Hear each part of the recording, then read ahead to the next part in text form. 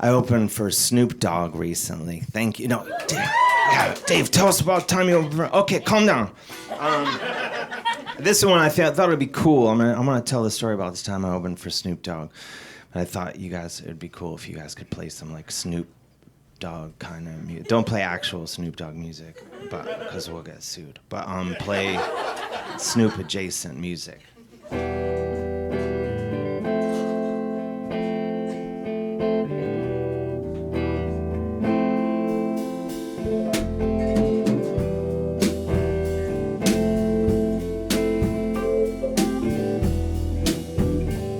Hey drummer, what's that symbol called?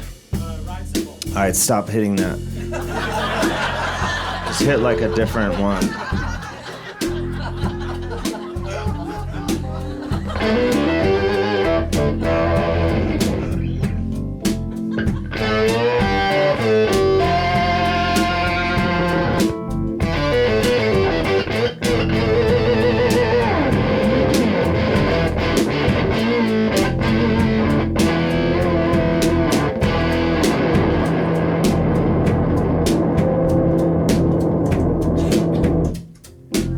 Thank you. So here's what happened. Snoop Dogg was doing a show in Austin, Texas at Austin City Limits. Do you know it? It's like a legendary venue. And I guess the original plan, the show was going to be Snoop Dogg and then a local Austin soul group, right? And you hear that and you're like, well, that sounds like a pretty amazing show, Dave. But I guess like the promoters of the show were like, no, that's not enough. Let's take it to the next level. What if we got a comedian from the suburbs of Cleveland on the show? That's a good idea.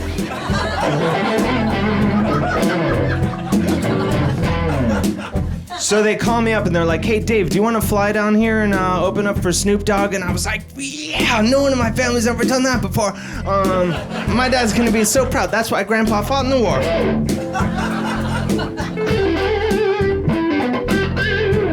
So I fly the fuck down there.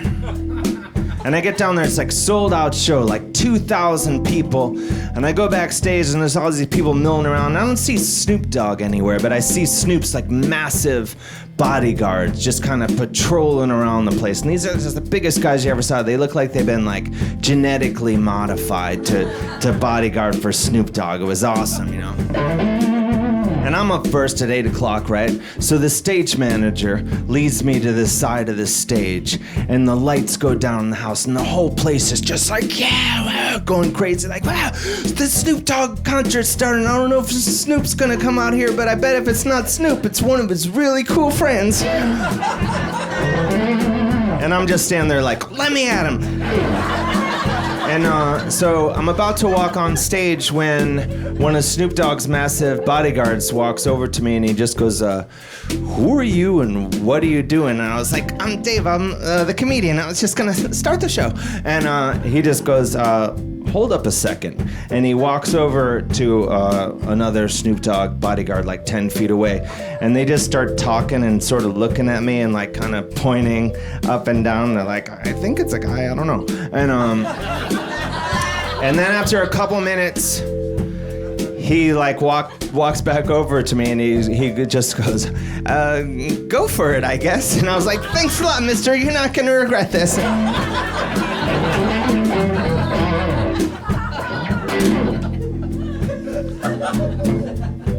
So the lights go up and the crowd just like goes like, yeah! And I walk out there and they're just like, what the fuck is going on? And like I start going into my act and like, you know, let's be honest, like even when the crowd's on my side, not for everybody.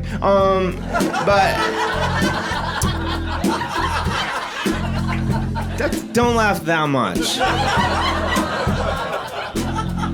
But I think they just thought like I was like a roadie testing out the microphone for like a really long time. They're like pointing at me, they're like, wow, he's really struggling with the levels on that. And so after a while, they just go back to having conversations, right? Normally, like at a comedy show, if there are like two people in the audience having a conversation, it's like really distracting. But when there are like 2,000 people in the crowd having just like full-blown conversations, it can be a negative experience for the performer.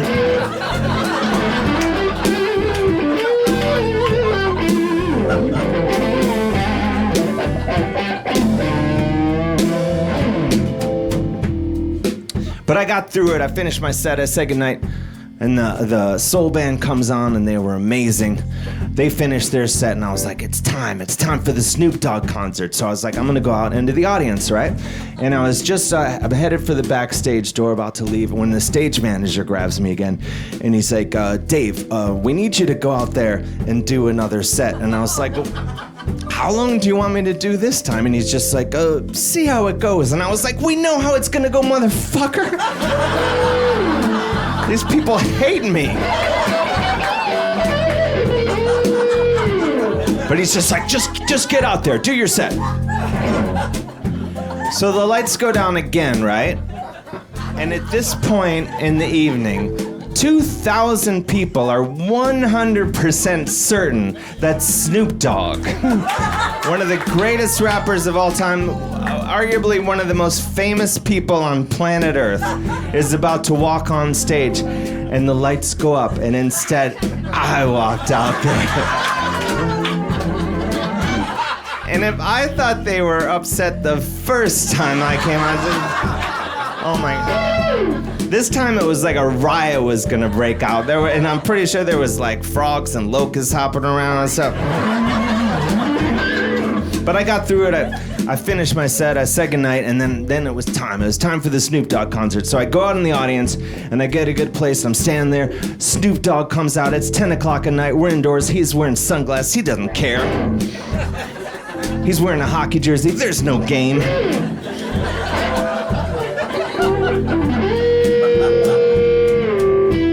And then so he just starts doing all the hits. He does Gin and Juice and Drop It Like It's Hot and, you know, the other ones. And then he did this thing. It was amazing. He would just have the DJ play a song by somebody else, and he would just stand there doing absolutely nothing. And you hear that, and you're like, well, Dave, that sounds like he's cheating. But I swear, it was awesome. Like, for example, the DJ played I Love Rock and Roll by Joan Jett. Do you know, it's like it's a great song, but like, trust me, when that song is playing and Snoop Dogg is just standing there doing absolutely nothing, that's the best song you ever heard in your whole life, I swear. And like, so Snoop's doing that, and he's got like this girl that walks around like shaking her butt and stuff, and like, that was really nice.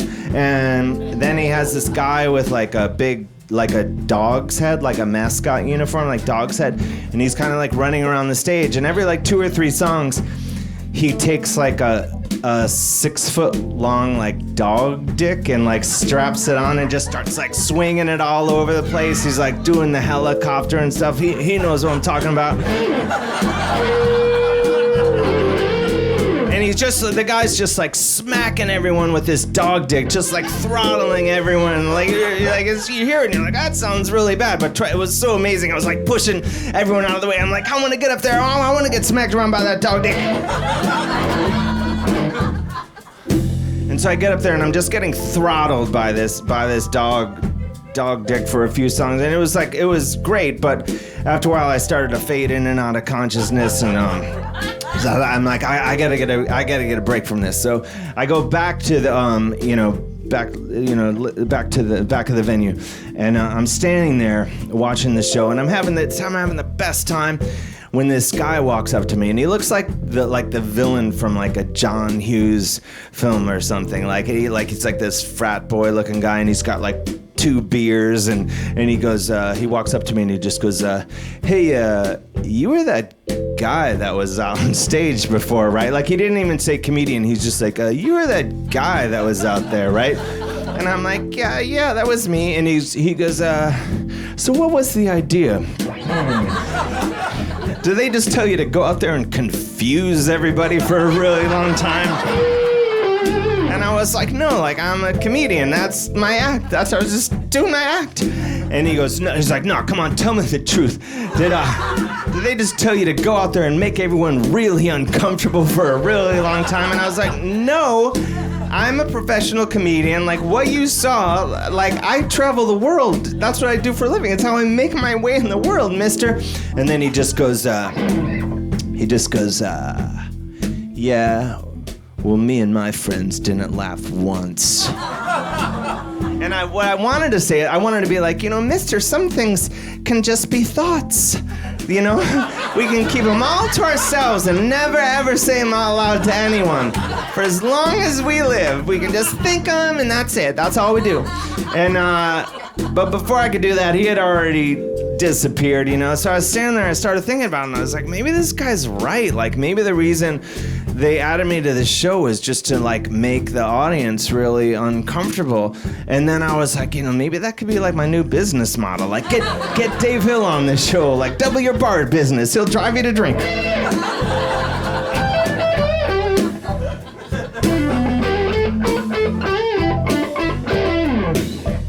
But mostly I was just kind of, I felt kind of hurt by the whole thing, So I was like, well, I'm just gonna go get my things after the show and head back to the hotel, I guess. And so the show ends and I go backstage, and that's when I remember, like, wait a minute, I still haven't met Snoop Dogg. Like, I have to meet Snoop Dogg.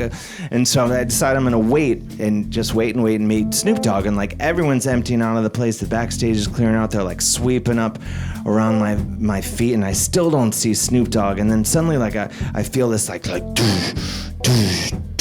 and it's like, do you know in like Jurassic Park when they know the dinosaurs are coming because like there's the glass of water and it like vibrates and stuff? It was like that, only it was Snoop Dogg's bodyguards like coming, like this big phalanx of bodyguards like rounding the corner, these massive dudes, and I can see Snoop Dogg like kind of in the back in the middle of them, and I run over to the bodyguard that talked to me early at night, and he just goes, who are you and what are you doing? And I'm like, it's Dave from earlier in the story.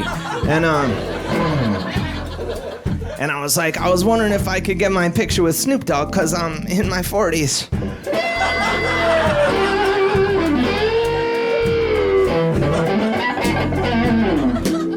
And then so he kind of whispers to the other bodyguards, and then they just part like the Red Sea, right? And Snoop just kind of like levitates forward, and he's got this like beatific glow around him. He looks amazing, and I'm like, hey Snoop, I'm Dave, I'm the comedian who opened the show. I was wondering if I could get my picture with you. And he's like, yeah, sure. So I take my phone out, and we took a picture together. And if anyone wants to see it after the show, just let me know. Snoop looks super cool, and I have a massive booger right here.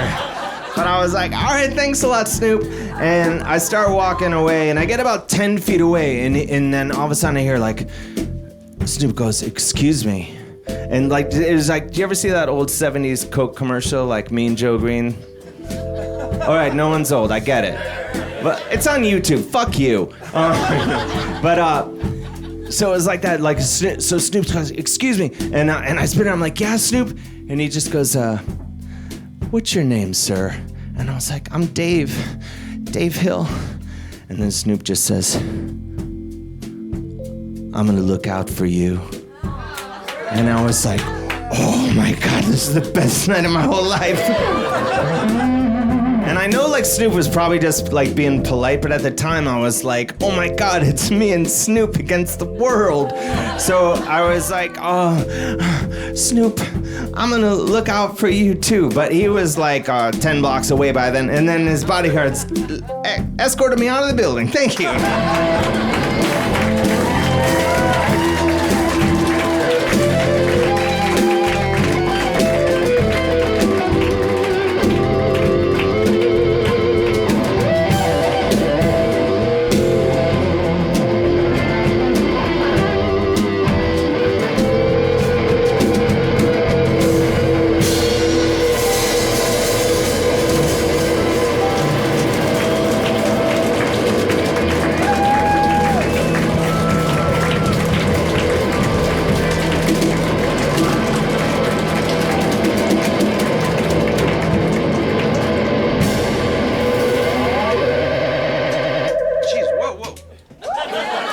Sorry.